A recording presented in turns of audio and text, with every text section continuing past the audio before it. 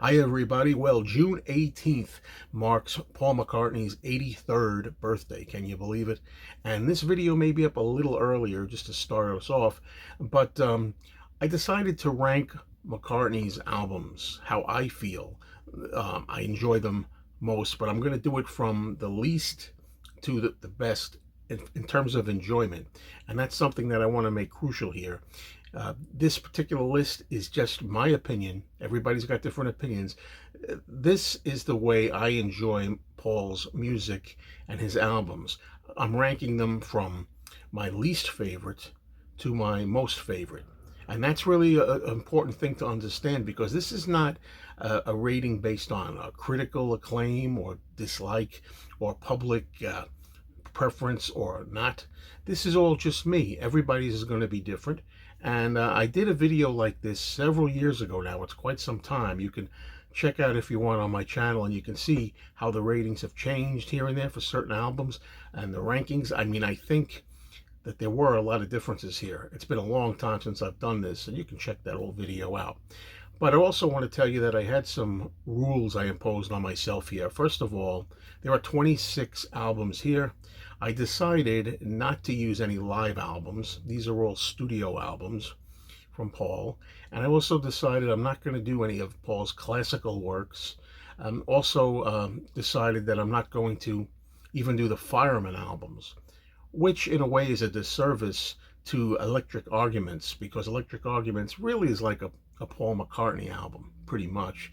But I decided at the last minute not to include the Fireman work. So I want to go with this now and start, because it's already a couple of minutes and it's going to be a while. Remember, just my opinions. I know already that people are going to disagree sharply with a number of these placings. Okay, so for me, bringing up the rear as far as albums I enjoy least from Paul would be the Russian album from 1988, and I'm not going to attempt to pronounce the title, okay, of it. To me, I don't like the way Paul sings these. I think he did better on another album of oldies, which we'll get to later on in the ranking. I just think that this is his least enjoyable of all his works for me personally. I don't know what to say. I just don't. I don't really care for mostly the style of it, the way he's singing them, I guess, performing them. Never really cared for this album much. Okay, that's number 26. Now we move to number 25. Number 25, I placed Kisses on the Bottom, and that was from 2012. Kisses on the Bottom, it's actually a rather enjoyable record, I think. It has a lot of standards, classic old tunes, the American Songbook, and I think that there's material here that's really enjoyable. It's not that I dislike this album at all, and sometimes you get partial to preferring albums that are not all covers. And in this case, Paul has a song, My Valentine, the one which he recently did along again with Barbra Streisand, but this was the first time he released it, his version of it. And I like that song. That's an original on here, but for the most part, Kisses on the Bottom is near the bottom for me. Okay, that was number 25. Now, for number 24, we have my opinion of the first and the least McCartney album on this list that's original material from Paul, okay? And that is, people know if they know me, Driving Rain from 2001. A few things I want to say here. A lot of people say, well, a lot of people are against this album because they think of Heather Mills, and Paul had a rocky relationship and a bitter divorce settlement with Heather. Therefore, that's why people don't like this album, because it's the Heather album. Baloney. I didn't really like this album much from the day I heard it in 2001. And in 2001, at the time that this album was released, there were no problems in the relationship between Heather and Paul. So it wasn't like this is a kind of like a divorce anger or something like that. How dare she treat Paul like this and everything. So I don't like the album. I never cared for it that much, but I will tell you this. I used to call this album Thriving Pain. I used to think it was through the entire album there wasn't anything worthy on here. That's how I felt for many years. I no longer feel that way. I no longer call Driving Rain Thriving Pain. No longer. And on repeated listens in fairly recent years, I've come to actually like it better, or should I say, dislike it less. I think it still suffers from being too long. And in some ways, I thought of when I made this list to put Driving Rain in the next spot and reverse these next two albums, because Driving Rain is getting better the more that I hear it. And I noticed that although I think the lyrics are so poor in so many spots on this album, I've been through this a million times of what I don't like on here. I think that Your Loving Flame is one of the laziest lyric songs that Paul ever did for love songs. And I don't know. I could go pick on 1, 2, 3, 4, 5. Let's go for a drive. 6, 7, 8, 9, 10. Let's go around again, or whatever it is. And I could talk about Dicky Birds and all that kind of stuff. But anyway, I discovered that musically this album is not as bad as I thought. And there's some good melodies on here. But anyway, something's got to be at the bottom. So for me, that's what is for Paul's original material. Next, we have 23, an album that I'm always coming down hard on. It's gotten a lot of attention in recent years and a lot of reappraisal, actually. And that's Press to Play from 1986. First thing I want to say is, every time people like myself say that they do not like the album, people who enjoy the album say what people don't like is the 1980s production. A lot of people are hard on the 80s. Let me tell you something. The 80s was a decade where I was out there, out and about. I always say I was going to clubs. I was having a couple of drinks. I was dating. I was having a good time in the 80s. I love the 80s, okay? But the problem for me with Press to Play is not the production. I love 80s. The problem for me are the songs. I just don't think the songs are very good. You know what I mean? I think that the single Press is pretty good. And I also like the song Only Love Remains, a really good ballad from Paul. And the rest of it I'm not too keen on, to be honest with you. I think Press to Play, while a lot of people think it's his most underrated album, these days the praise for this makes me think it's an overrated album. So we'll see. Now I go to number 22. That will be 1983 and the album Pipes of Peace. Pipes of Peace, I still feel the same about it now that I did when I first heard it in 1983. I feel like Pipes of Peace is soggy leftovers from the superior great Tug of War album. They could have made it a double album. Paul could have went for that if the studio had wanted it, the label. But Pipes of Peace just has a lot of throwaways on here. A lot of silliness. There's a lot of sappy, sugary, twee kind of stuff on here. But I do love a lot of stuff. I love the title track, Pipes of Peace. I love So Bad on here. Even stuff like Average Person I enjoy, even though the words are cringy. I even like The Other Me, even though The Other Me has cringy lyrics as well. And on. Through Our Love is decent. Say, the big hit, the last number one hit that Paul really got, with Michael Jackson. I like the single, Say. There are tracks that I enjoy on here, but there's something about it that it's just the least of the sessions that produced Tug of War are like thrown out here the next year. And that's how I feel about Pipes of Peace. The next one, number 21, is 1999's Run Devil Run. Run Devil Run is a really strong and good oldies album. It's much better than the Russian album. This one here has Paul in very good vocal form. It's incredible. The man at his age during this album, he sounds like a teenager. He sounds like he's playing in Hamburg, Germany. He sounds like he's cooking with the Beatles at the Cavern. Paul really, really screams out these songs. He's got all the energy of a teenager and somebody in his early 20s. I really, really like the Run Devil Run album. And also, the musicians are great on here. Beginning, of course, with, I think, David Gilmour. And it's really a nice presentation. The songs are really, really strong. Now, Run Devil Run was, out of all the albums on here, I think Run Devil Run was the most difficult album for me to place on this list of mine. It was really tough because I didn't know if I should put it at the lowest end along with, I'll say it, Choba B, CCCP, or Kisses on the bottom. I thought maybe I should put all the cover albums near the bottom, and that, to get them out of the way. Well, I wasn't comfortable with that because I do like Run Devil Run better than Driving Rain, Press to Play, and Pipes of Peace. So there you go. Number 20. Now here's, I think, the first album that people are going to really be unhappy with. Okay, Egypt Station. I think Egypt Station is another overrated album. And I played Egypt Station twice recently again, and it doesn't hold up for me. I think I liked it better in 2018 than I do now. The album starts out pretty strong. I love the single Come On To Me. I love the opening track, I Don't Know. I love the song Happy With You. And as time goes on with this album, to me, as you play this album, it sinks lower and lower and lower. And the last couple of times I played Egypt Station, I just felt that there was a certain kind of, I don't know, grayness to it, or like unpleasantness to it, a feeling of a miserable kind of feeling. I don't know. I just don't like the vibe this album gives. And the track that a lot of people like, despite repeated warnings, I think is a ham-fisted, desperate attempt for Paul to try to do a sweet kind of song. Sweet, S-U-I-T-E. Kind of like what he did with Band on the Run, what he did with Uncle Albert, Admiral Halsey, and he's just forcing it, and it doesn't work for me. The song Dominoes on here is a standout. But Egypt Station, no. A lot of people, in my opinion, overrate this album. Number 20.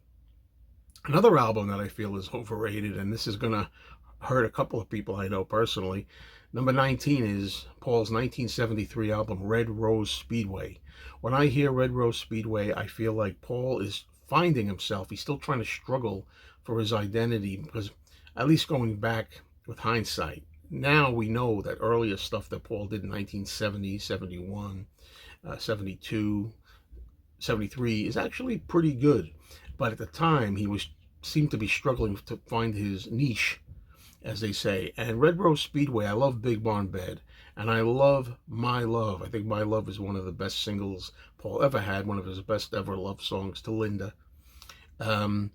But I'm not a big fan of this album. I've never been a big fan of it. Now, the double album that came out a while ago, we had a double Red Rose Speedway several years ago. I think it improves on it, actually. I think a two-record set would have been good. Paul, I believe, wanted to do that, but I think the record company wouldn't have any of it. So there you go. Yeah, Red Rose Speedway, it's Paul still floundering around trying to find his way.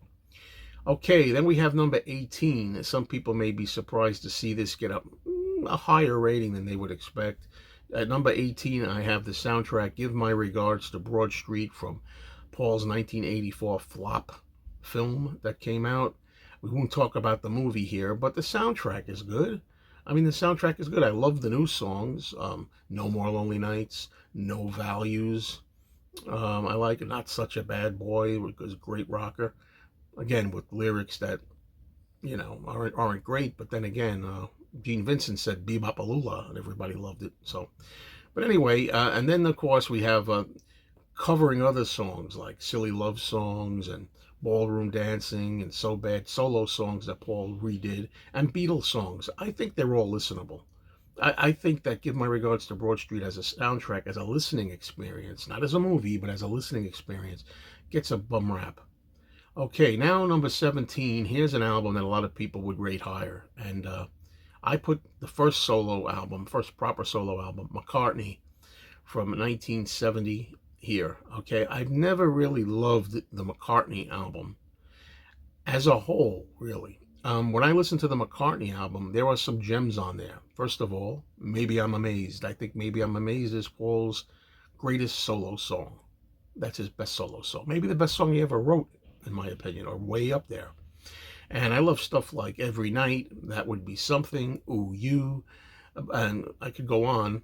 But the problem I have with McCartney, the first one, is that when I listen to it, I really feel like there's just, doodling and half-baked ideas and just throwing down things that aren't finished. And, that's the feeling that I get from it. I think that's, in a way, part of its appeal, too. But you might be noticing here that it's the first album at the lowest end that I put on here for the McCartney trilogy, McCartney, McCartney 2, and McCartney 3. Let's see where I rank the other ones, which I actually, at this point in time, remember, this is 2025. At this point in time, I rank McCartney, in my opinion, the lowest of the trilogy for me as a whole piece. All right. Another controversial entry, number 16, Flowers in the Dirt. I recently did a whole review on this. Flowers in the Dirt, I feel, is Paul trying to find his way again. I think that Paul lost his way. When he put out Give My Regards to Broad Street, and it was such a flop in 1984, I think that he started to get lost out there. Like in 1985, he did the Spies Like Us single. If I was talking about singles here, I would say that Spies Like Us is criminally underrated. Say what you will about the lyrics and what he's talking about in it, but Spies Like Us, the single, by the way, I really think is an amazing rocker. It rocks out, and a great guitar playing in it. That's what makes it for me. But okay, so I'm saying that basically after Spies Like Us wasn't really that well received. I think it made the charts in the 20s or something like that, though, surprisingly. And then, of course, he had Flowers in the Dirt in 86, and that wasn't really well received. And then he did the Russian album of oldies, which wasn't really that great. And then he came back in 1989 with Flowers in the Dirt. Let's get back to the album. Flowers in the Dirt is a comeback album. A lot of people don't like hearing that. But Paul tried harder, and he came up with an album where he was on the right path. He teamed up with Elvis Costello. There are songs I like off the album. My Brave Face, Rough Ride, Figure of Eight. This one, I think this one is one of the best songs he ever did. I think Put It There is one of the best songs he ever did. But half of this album is good to me, and the other half verges on dirge-like stuff. Stuff like Distractions, Motor of Love. To me, it's Flowers in the Dirge too much of the time. And I think that Elvis Costello, I'm not that wild about the Elvis Costello collaboration, to tell you the truth. So Flowers in the Dirt was Paul in the right direction, getting back again and touring again. He started touring again in 1989. First time I got to see him. But the album, it's overrated. This is, to me, a very overrated album by many people because they really put it high. All right, now we're up to number 15. Number 15, I'm going to go with McCartney 3. As of this video, that's the most recent McCartney album, the last McCartney album in 2020. Now, what can I say about it? Paul's has another album coming anytime now. Either this year or next year, he's going to have another album. But as of this recording, McCartney 3 is his most recent album from 2020 during the COVID lockdown, or as he would call it, rockdown. And I think this is an underrated album. I think McCartney 3 is quite enjoyable pretty much all the way through. Now, people will note that Paul McCartney doesn't sound like he did when he was younger anymore. His voice is not the same, obviously. And he sounds like an old man during this album. But what I like about it is he makes it work for himself. He writes songs on this album that he can sing that are in his range right now and suit him. A good example for this is the song that I love off this album, among others, Women and Wives. Now, people will listen to that and say, oh my God, Paul struggling to sing this. Well, that's what I like. This song is supposed to be sounding like that. It's kind of a man, almost like making a kind of speech, speaking from the pulpit. Hear me, women and wives, like a preacher. I think a song like this is better suited to an elder, more worn McCartney voice than it would be if a 22-year-old Paul McCartney sang this. I really think it suits him. So anyway, McCartney 3 is pretty enjoyable all the way through, for my money. All right. And then we have an album that a lot of people will think I put way too high up here. That's number 14. Number 14, I'm going to put Wings Wildlife. Okay, Wildlife from 1971. Him trying to start a new band with Wings. This is, in many people's opinion, his, quote, worst album, or one of his worst albums. For years, I had it on the bottom, or very near the bottom, but this is an album for me that has improved over time, and I really like the early direction he's going in here. Everything sounds raw and spontaneous and primitive, and just a band rocking in the studio. I know it's not all as spontaneous and first take and unrehearsed as it seems. I learned that it's not that. But I do love the sound of Wildlife. In 2025, I like it as a different sounding approach from Paul. Okay, and there are no singles on it, but the song Tomorrow is really fantastic, and so is Dear Friend, Wildlife, the title track. Um, I love Mumbo that opens it up. It's just a great jam session, and I love the sound of it. And that's what I'll say about Wildlife for now. Now, number 13, I'm putting an album that some people may think maybe this is too high.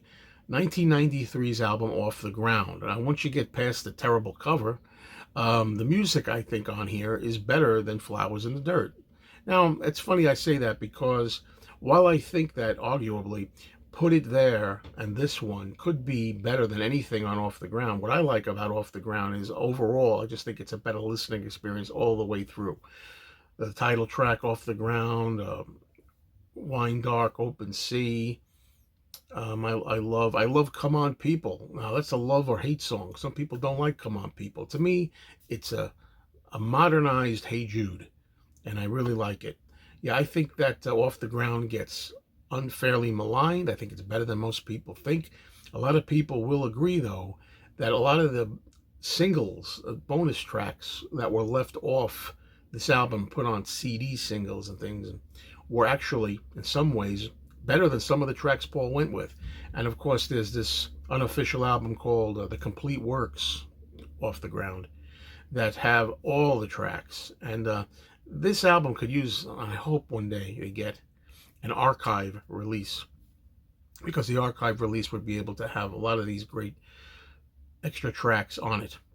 Okay, now we're going to go to number 12, and I'm sure an album that a lot of people are thinking is ranked way too high, but I'm going to put McCartney 2 here from 1980. McCartney 2 is an album that was not really well liked in 1980. It's an experimental album. It's Paul trying something different with his voice and his techniques and having a lark.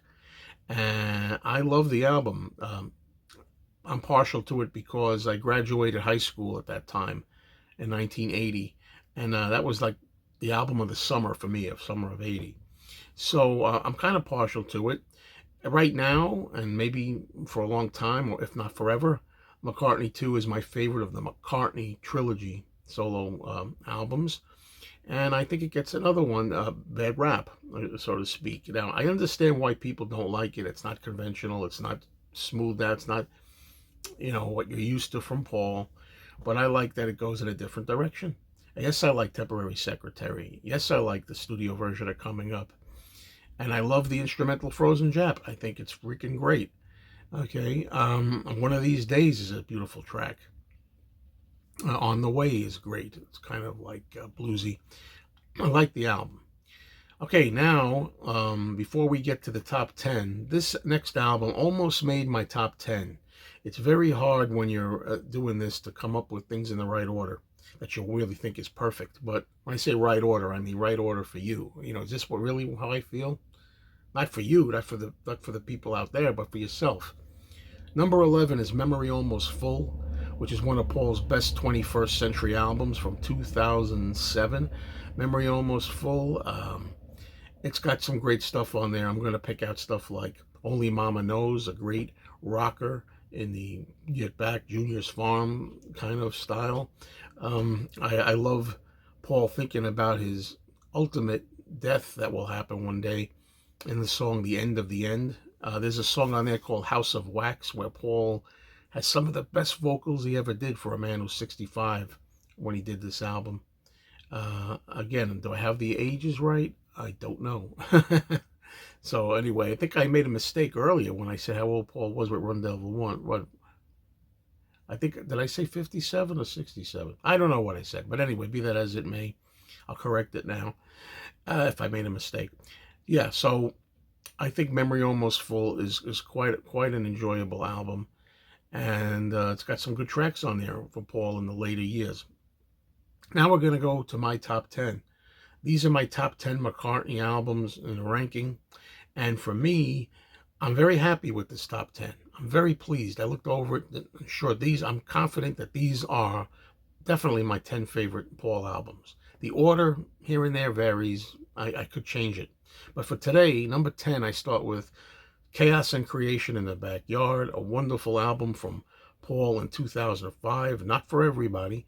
This is an album where he was encouraged to kind of go for it more, and he was kind of bearing his soul more. We hear more pain and hurt and more personal stuff and vulnerable stuff from Paul.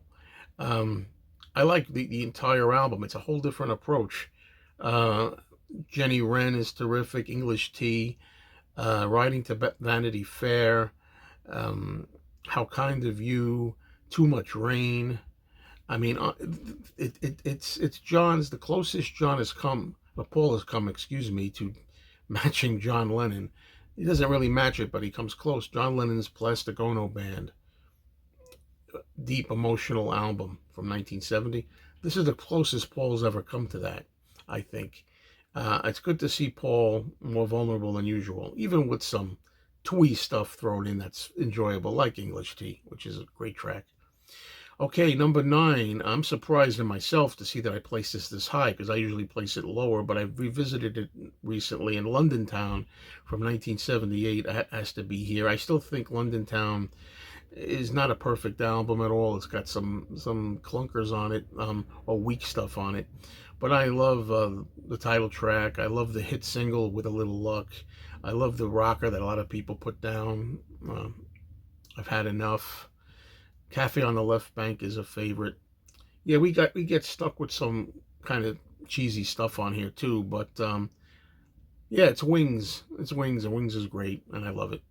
Okay, number 8. Now we do another Wings album. Number 8 is Wings at the Speed of Sound from 1976, another album that gets a bad rap, mostly because you have the other members of Wings taking some time on here. Paul lets everybody else sing on here, his wife Linda and Jimmy McCulloch, and you have also Joe English, Denny Lane. The reason I have this so high is because the tracks Silly Love Songs and Let 'Em In and Beware My Love are so freaking great, those 3 tracks. And it's Wings during the great time in the 70s, big hits of Paul and the group. And I think it's an album that's a little underrated. I do like some of the other songs, like Time to Hide, which Denny Lane really sings, and some of the other tracks, like She's My Baby. There's these decent songs here. Number 7, I'm going to go with an album that I'm surprised I have not as high up to the top as I thought I would. And a lot of people are going to look at this and say, this should be in the top 3 or something. Tug of War, 1982. Tug of War, 1982 was such a great masterpiece of an album from Paul. And it was really, really a home run in a lot of ways. I feel like time for me has reduced Tug of War just a little bit. I mean, it's still in my top 10. It's number 7. The production by George Martin is fantastic. You know, I realize now as I'm looking at the time, we're almost at a half an hour. When I go through every single track, it gets tough. I'm naming tracks too much. I just think it's a well-produced album. It's got some great songs on it. I got to say some tracks. It's got Here Today, the tribute to John. It's got Ballroom Dancing. Should have been a hit single, that thing. Tug of War is a great opening track. Take It Away. I'm trying to think of other ones. Somebody Who Cares, The Pound Is Sinking. Wanderlust, one of Paul's greatest songs. I could go on, and that's why we're at a half an hour. Okay, number 7. And number 6 is going to be a surprise for some people. Paul McCartney's 2013 album called simply New. Not Paul's new album, but a song that feels like it's new. It feels like new love is in the air. Everything's fresh. The flowers are out. Everything's beautiful. New is an energetic, fun, exciting, varied album because there were a lot of different producers on here. I love the feeling I get. When I listen to New, I just feel like it's like very uplifting, very alive. You know, smell those roses. You know, this is summertime. I just feel like, I just feel that it's a beautiful album. I love New. Okay, now we're down to my top five. These are my top five. And the first one that I'm going to start with number five, is one that's going to puzzle a lot of people. Like, a lot of people don't like this album. It's 1979's Back to the Egg, one of Paul's most underrated albums in his entire catalog, maybe the most underrated album. Back to the Egg, it's Paul trying to get back to rocking again.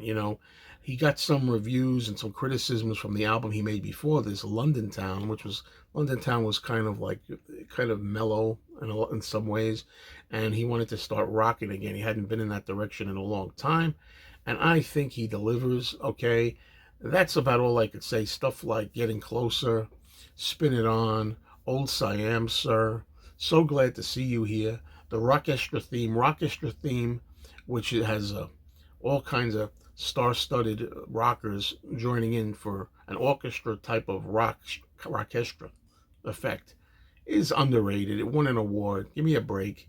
It's fantastic.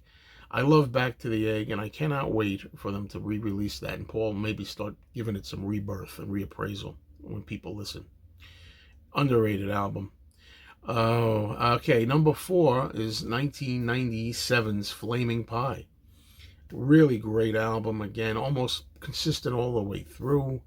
I think The World Tonight should have been a bigger single.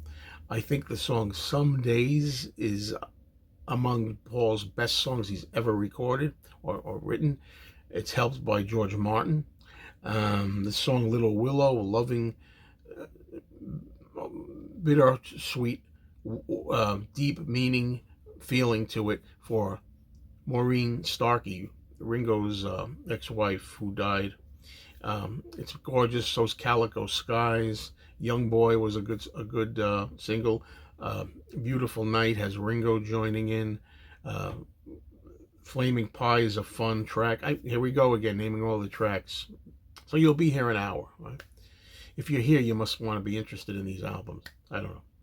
That's why you're here. Okay, now number three. I used to have number three flipped with number two. Number three is Venus and Mars, and this year, 2025, marks the 50th anniversary. Venus and Mars is Wings at their peak, when they're touring and they're doing great, and everything on this album is top notch. I don't even know how I can go through every track. This is not a review video. Paul and Linda together with Listen to What the Man Said. Sweet music to my ears. Anytime I catch Listen to What the Man Said on the radio, I am in absolute heaven, Wings heaven. Venus and Mars with Rock Show together, fantastic. I love Call Me Back Again. Paul again doing like bluesy sound, New Orleans kind of stuff. What can I do here? Wow, I love Medicine Jar. Jimmy gets to sing that. And yeah, a beautiful album.